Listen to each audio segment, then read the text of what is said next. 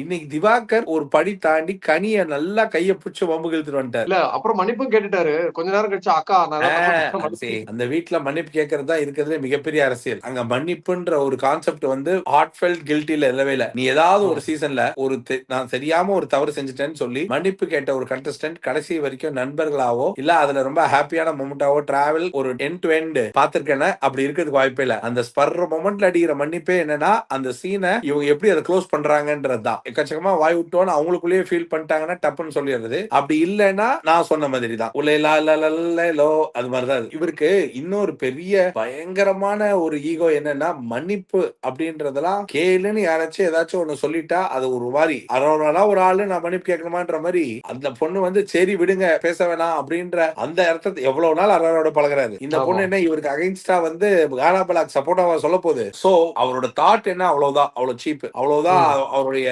இது ஒரு ஹீரோ மெட்டீரியலா அவர் தன்னை உணர்றாரு. சரிங்களா, நீ என்னடா என்னை காமெடி பீஸ் ஆகிட்ட, தன்னைய அவர் நினைக்கிற உலகத்துல அவர் ஒரு கிங் மாதிரி வாழ்ந்துட்டு இருக்காரு. அதுல அவர் செய்யறதெல்லாம் மாஸ், அதுக்கு பெரிய ரசிகர்கள் கூட்டம், எங்க பக்கம் திரும்பினாலும் அவரை விரும்பின கூட்டமும் மக்களுக்கு பிடித்த ஒரு அடைமொழியில மக்களே கொண்டாடப்படக்கூடிய ஒரு மிகப்பெரிய ஒரு நட்சத்திரமா வாழ்ந்துகிட்டு இருக்கோன்ற ஒரு நினைப்புல இருக்காரு அவரு. இந்த நினைப்பு சரியா தவறான்றதை தாண்டி இதுக்குள்ள ரொம்பலாம் ஆராய்ஞ்சு போக முடியாது. It's most complicated situation. என்னன்னா இந்த மனுஷனை நீங்க உள்ள கூட்டிட்டு வந்துட்டீங்க, அவர் ஒரு விர்ச்சுவல் வேர்ல்ட்ல தான் வாழ்ந்துட்டு இருக்காரு. அவரோட வேர்ல்ட்ல அவரு சில பேர்லாம் என்னன்னா தான் செய்யறதா சரின்னு ஆடுறது வேற, தான் செய்யறது சரியை தாண்டி அடுத்தவன் எது செஞ்சாலும் தனக்கு சரியில்லைன்னு சொல்லி ஆடுறது இருக்குல்ல, அதான் திவாகர். நை நை நை நை நை ஐ டோன்ட் அக்செப்ட் அப்படின்ற மாதிரி உட்கார்ந்து எல்லாம் பண்றது. ரெண்டாவது ஒரு மாதிரி எனக்கு எல்லா ஆளுமையும் தெரியுது. அதாவது எப்படின்னா ஜாதி வெறி தெரியுது, ஊர் பற்றுல ஊர்க்கார திமிரு தெரியுது, தன்னை விட படிப்பு இல்ல ரொம்ப கம்மின்னு நினைக்கக்கூடிய இவரோட பார்வையில சில பேரை அவங்கள சப்ரஸ் பண்ணி தெரியுது. இது எல்லாம் ஸ்டேட்டஸோ இல்ல பினான்சியலி